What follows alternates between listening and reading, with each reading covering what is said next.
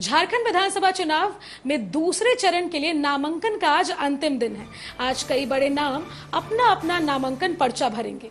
नामांकन में कई दिग्गज नेता भी शामिल होंगे। दूसरे चरण में 20 नवंबर को 38 सीटों पर मतदान होगा।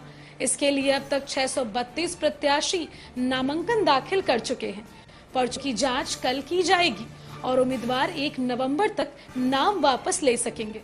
आपको बता दें कि झारखंड में 81 सदस्य विधानसभा चुनाव के लिए 2 चरण में मतदान है। 13 नवंबर को पहले चरण में 83 सीटों पर वोटिंग होगी, जबकि 20 नवंबर को दूसरे चरण में 38 सीटों पर मतदान होगा।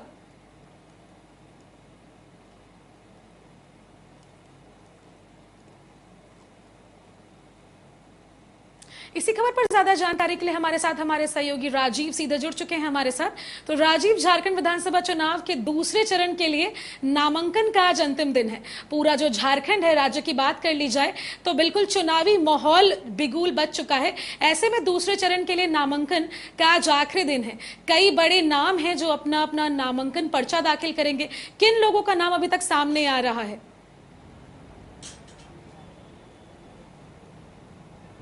जी देखिए, नामांकन का आज अंतिम दिन है दूसरे चरण के चुनाव को लेकर के। और सबसे बड़ा नाम तो हेमंत सोरेन के अपोजिट का है, यानी कि भाजपा प्रत्याशी जो हैं बरहेट से गमलियन हेम्ब्रम का। और इनके नामांकन में खुद बाबूलाल मरांडी जा रहे हैं। वो सिर्फ शामिल भी नहीं होंगे, वहाँ के एक खेल मैदान है पेट खसा फुटबॉल मैदान भोगनाडीह में, वहाँ जनसभा को संबोधित करेंगे। उसके अलावा दूसरा नाम है लिट्टीपाड़ा से भाजपा के प्रत्याशी बाबूधन मुर्मू का, ये भी नामांकन करेंगे और इसके नामांकन में बाबूलाल मरांडी भी शामिल होंगे। और वहीं पे महेशपुर है जहां से नवनीत हेम्ब्रम है, वो उसमें भी बाबूलाल मरांडी शामिल होने वाले हैं। वहीं टुंडू से विकास महतो चुनाव लड़ रहे हैं भाजपा के प्रत्याशी के रूप में, तो वहाँ पे रविंद्र राय मौजूद रहेंगे उस नामांकन में। और आपने 2 नाम और बताए हैं कांग्रेस के 2 नेता, अजय दुबे धनबाद से और श्वेता सिंह बोकारो से।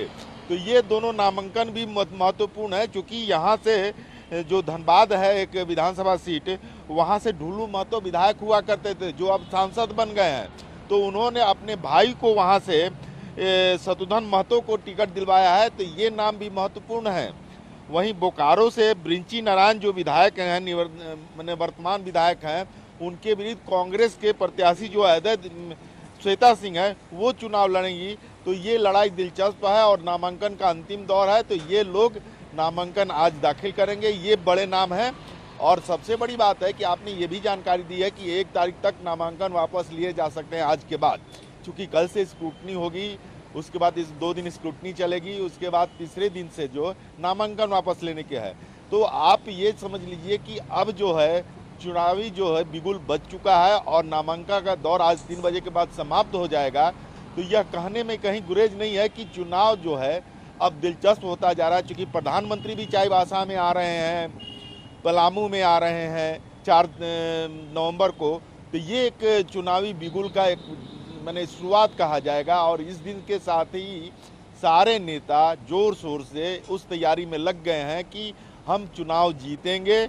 आज ही जिस तरह से भाजपा ने इरफान अंसारी का मामला फिर से उठाया है और उन्होंने बजाते इसके लिए कहा है कि माफ़ी मांगने से कुछ नहीं होगा, तो आप सोचिए कि एक एक नेता को, एक एक उम्मीदवार को, विपक्ष के, चाहे वो कांग्रेस का हो, जेएमएम का हो, भाजपा का हो, आजसू का हो, माले का हो, वाम दल का हो, ये सारे जो हैं एक दूसरे उम्मीदवार पर घेरने में लगेंगे और घेर करके अपने चुनाव जीतने के लिए लगेंगे। तो यह बहुत ही दिलचस्प मुकाबला है। हालांकि 2 चरणों में है। पहले चरण में जो है वो 43 सीटों पर चुनाव होना है, जो कि 13 नवंबर को होगा। दूसरे चरण में 38 सीट है। 38 सीट में 20 नवंबर को चुनाव होगा और 23 तारीख को झारखंड में किसकी सरकार बनेगी ये मतगणना के जरिए लोगों तक जाएगा। तो चुनाव काफ़ी दिलचस्प है। देखना होगा कि कौन किससे भारी पड़ता है, लेकिन इतना है कि भाजपा जो है एक रणनीति के तहत जी इस बिल्कुल, चुनाव को चुनाव जीतने काफी दिलचस्प है और ये 23 तारीख को यानी कि अगले महीने की 23 तारीख को पता चल जाएगा कि इस बार किसका परचम लहराएगा और किसके सर पर ये ताज फिर से वापस आएगा।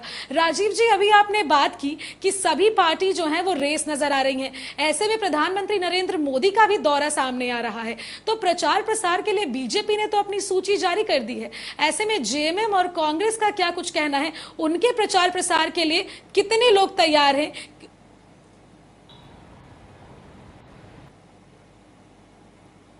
देखिए, कांग्रेस ने रणनीति जो बनाई है और कांग्रेस के नेताओं से जब हम लोगों की बात हुई है तो उन्होंने राहुल गांधी, प्रियंका गांधी को बुलाने का निर्णय लिया है, लेकिन अभी तिथि तय नहीं कर पाए हैं।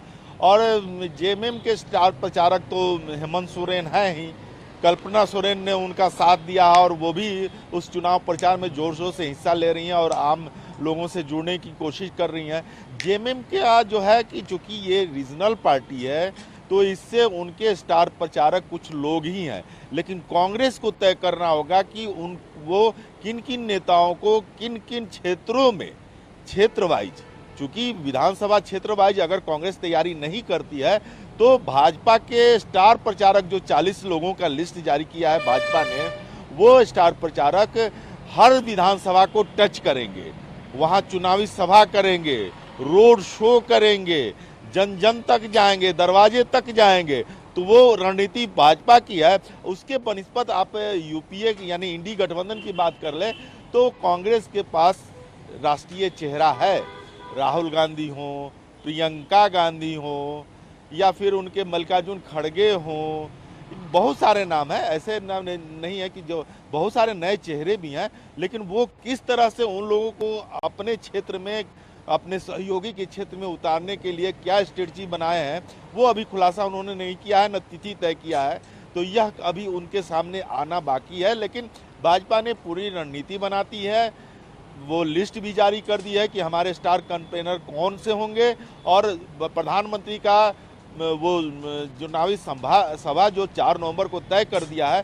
तो इससे भाजपा आगे चल रही है, लेकिन अब देखना होगा कि चूंकि ये दूसरे चरण का और अंतिम चरण, ये इसके बाद अब कोई चरण नहीं रहेगा, नामांकन का अंतिम तिथि है, बिल्कुल। तो इसके बाद चुनाव का समय है और आगे पीछे का सिलसिला जो है वो लगा रहता है। ऐसे में आपने सारी जानकारी दी, इन तमाम जानकारी के लिए आपका बहुत बहुत धन्यवाद।